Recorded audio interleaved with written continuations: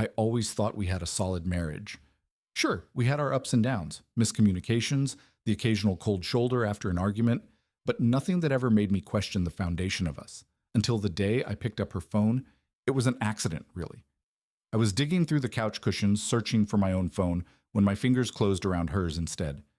The screen lit up with a single notification, just a name I didn't recognize, no message preview. But something about it made my breath hitch. A prickle of unease crawled up my spine. I shouldn't have looked, but I did. The texts were weeks old, buried in a thread I'd never seen before. Casual at first, "Hey, how's your day going?"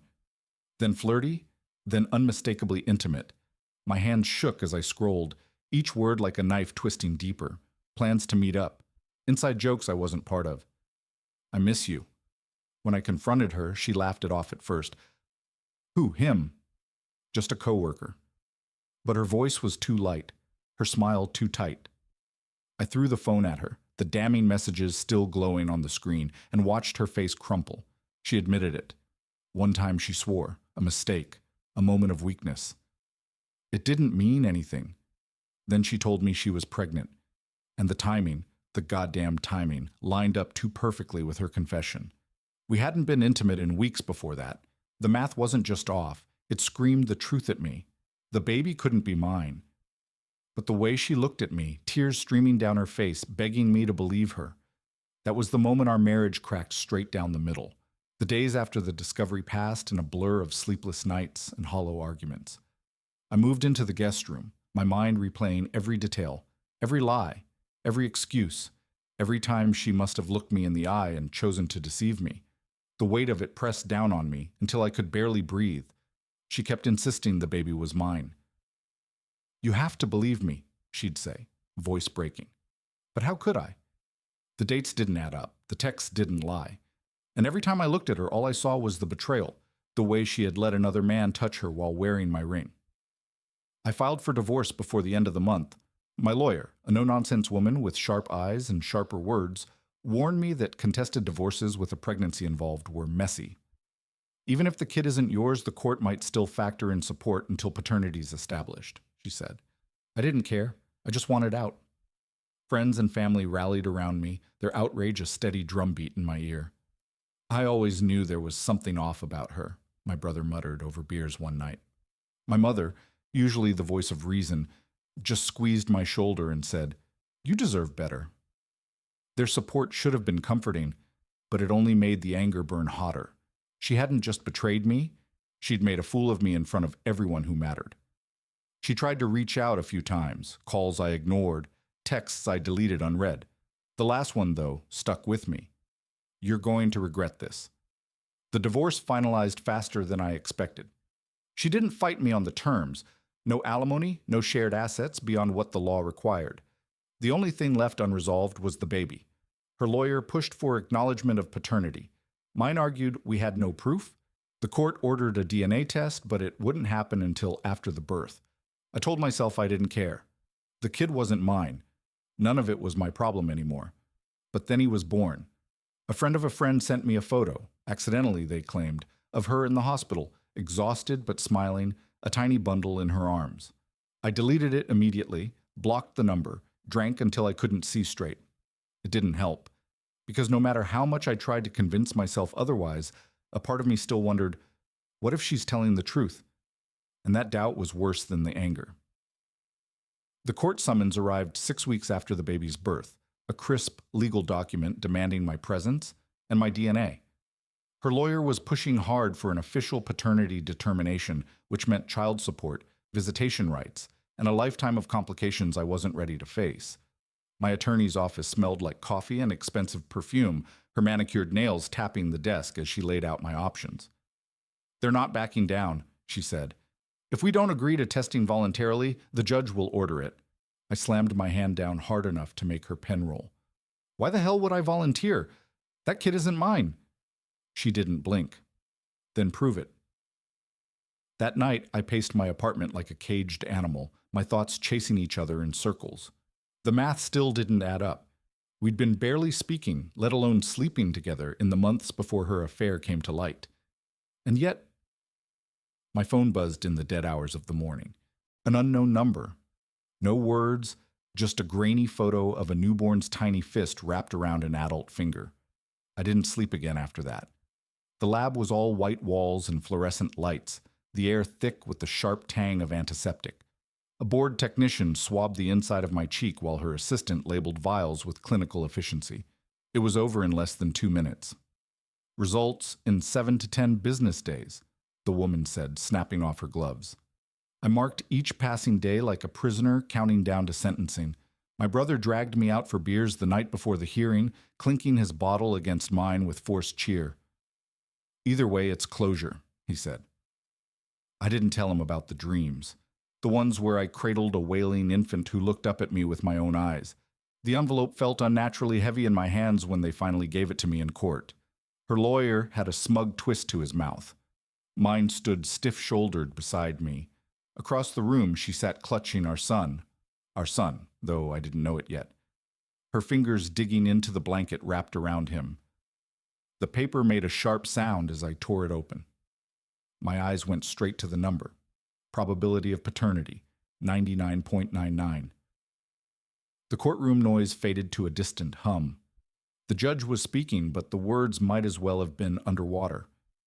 Someone behind me gasped. Then I heard it. A tiny, hiccuping cry. When I looked up, she was watching me. Not with victory, not even with relief. Just waiting. And in that suspended moment, 2 truths crashed over me. She'd been telling the truth, and it didn't erase a single second of her betrayal.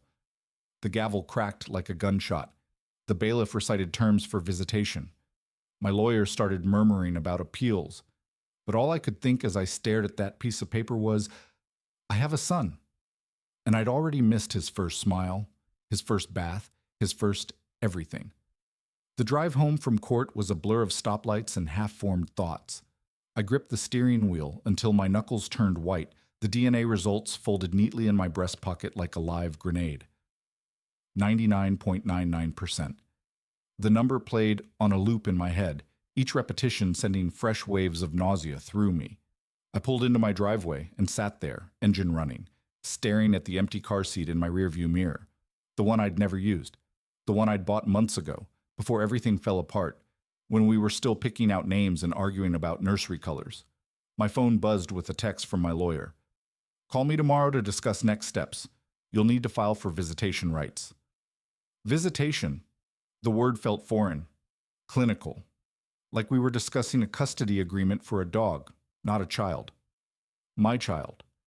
I poured myself 3 fingers of whiskey and stood at the kitchen window, watching the neighbor kids play in their yard. One of them, a little boy no older than 2, stumbled and fell, his face crumpling as he looked around for comfort. Without thinking, I took a step forward before catching myself. That's when it hit me.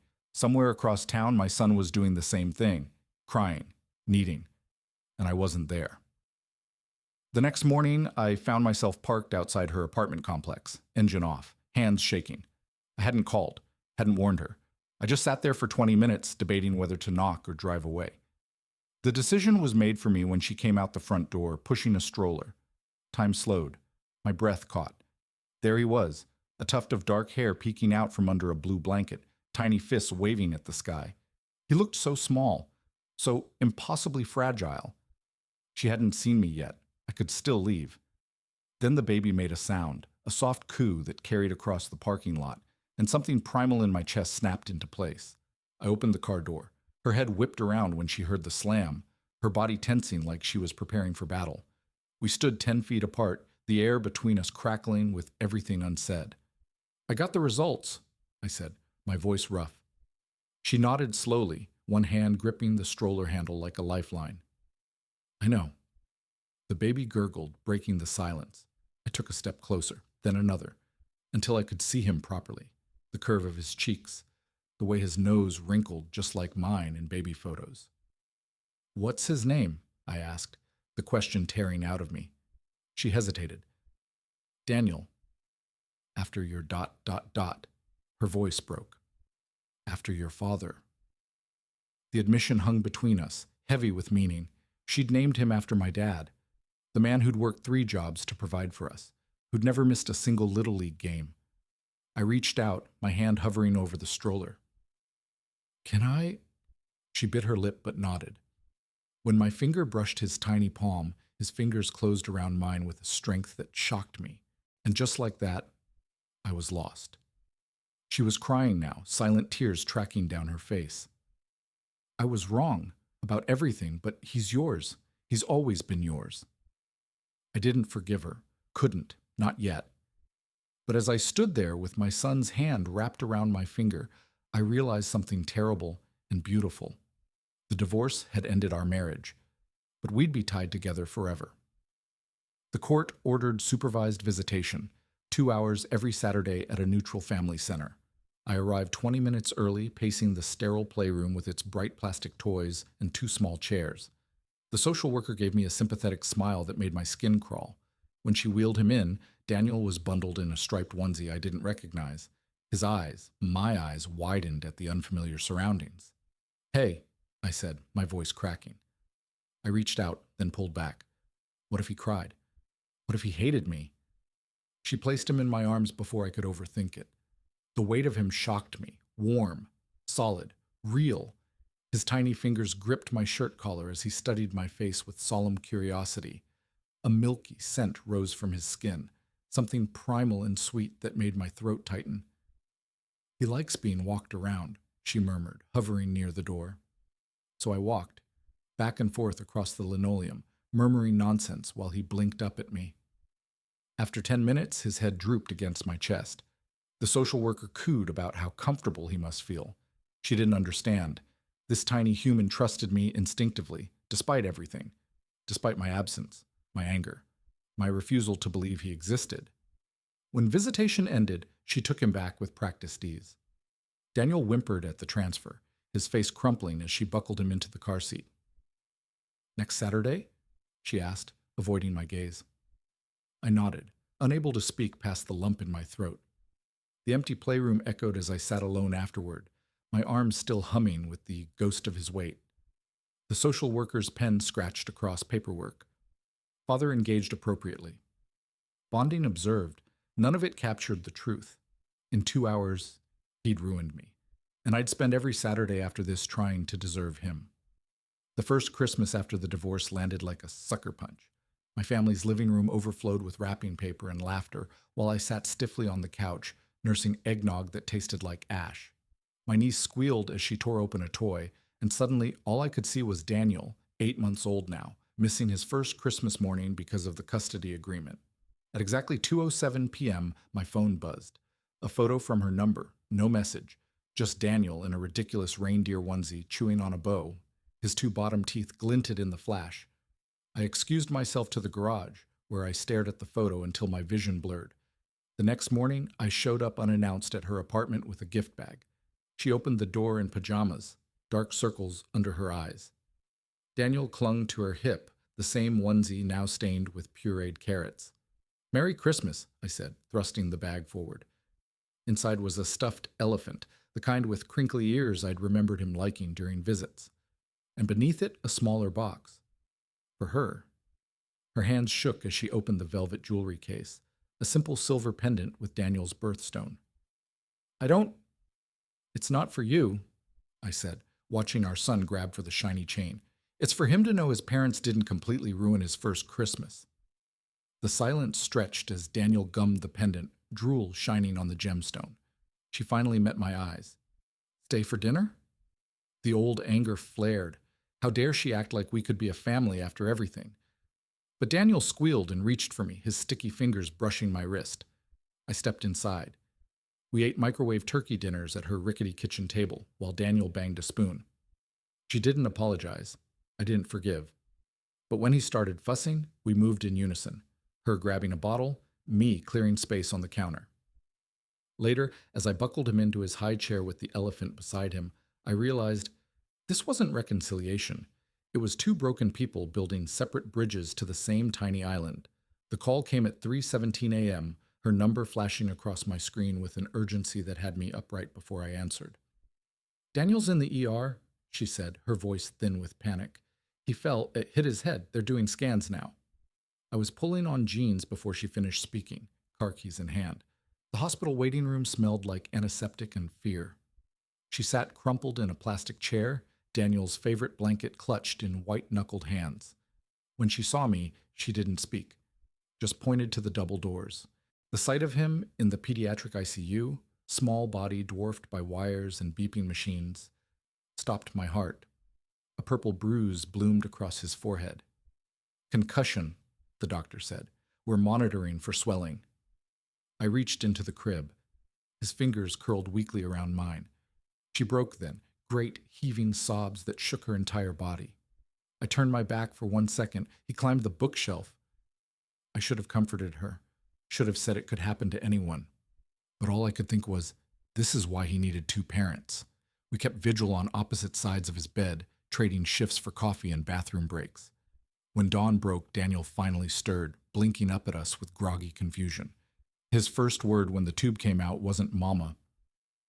"Dada," he whispered, reaching for us both. Her breath caught. So did mine. In that moment, the anger didn't matter. The past didn't matter. Only he did.